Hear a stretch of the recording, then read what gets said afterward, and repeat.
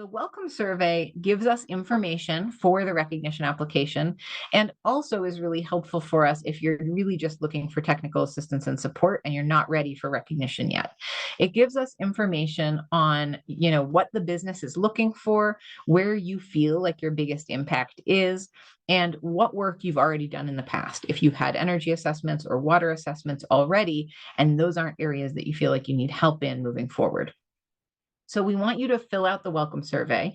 And once you do fill out the welcome survey, we'll reach out to you to ask if you want a site visit or what areas you want help on based on how you answer the welcome survey.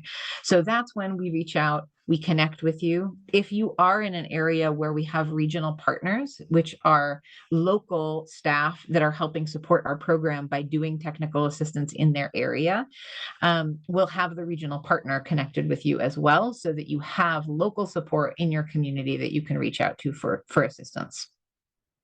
When you move into GreenBiz Tracker, you're going to find the welcome survey along with all of the surveys for our application in the surveys tab of GreenBiz Tracker.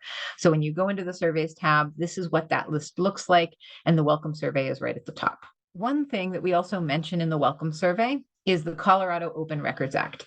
Because we're a state organization, anything that's on file with us is technically of public record, and individuals can request that information specifically through the Colorado Open Records Act.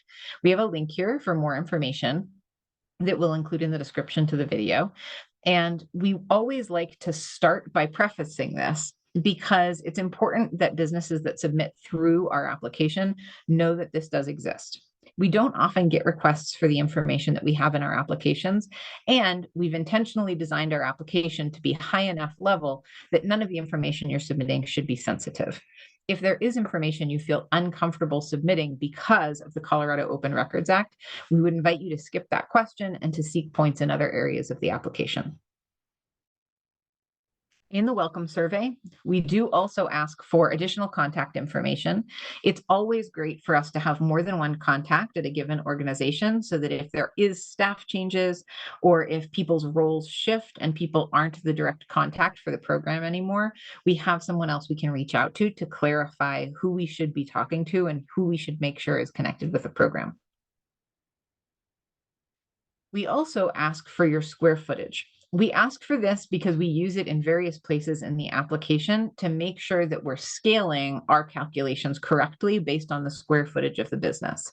So this is where you'll fill out the square footage for heated and conditioned space, for landscape and outdoor space, and for indoor unconditioned space like sheds or storage units. Once you've signed up in GreenBiz Tracker and filled out the welcome survey, you're officially part of our support level. That's all you need to do to get connected to all of the resources that our program offers.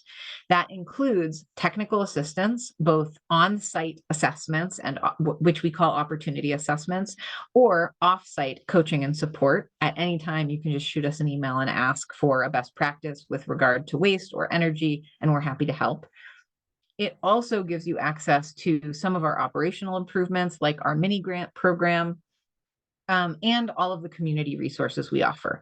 So our monthly newsletters, our free workshops and events, our mentoring program, and other networking opportunities as we create them. So this really is a great way to get connected with our program. If you're just dipping your toes in, you aren't sure that you want recognition yet, but you kind of want to get a feel for what this whole sustainability thing is about. And you think it would be good to have somebody with external eyes come in and look at the organization to make some recommendations. At the support level, we also have a ton of resources available just at any time, including how-to documents, documents on different types of best practices like energy efficiency within specific sectors, as well as data tracking templates and other templates that you can use to get organized around your sustainability program. So if you're not, for instance, tracking your energy use, that's a really important first step towards really understanding what's going on with the energy use in your building. So we have templates available that you can use to do that. One of the other questions that we ask in the welcome survey is about the weighting of resource reduction categories in your organization. And the goal here is to really get a sense for where you feel like the biggest impact at your organization is. For some sectors, it's going to be water use, right? Like if you're a brewery, water and energy are probably going to be at the top of your list. If you're, let's say, a transportation organization where you're doing food delivery, as an example, that's going to make transportation come to the top of your list very quickly. So with this question, what we're really looking for is for you to consider what top impact your organization has based on the nature of your organization and what resources you're using. And you're going to rank those from 1 to 4 based on where you feel like your impact is and where you feel like your time is going to be best spent. So if energy is at the top of your list, you're going to give that a 1. If you feel like the only water use you have is really like bathrooms, sinks, break rooms, you might want to list that as a 4 because maybe it's the lowest impact of your organization compared to some of the other operations that you all take care of.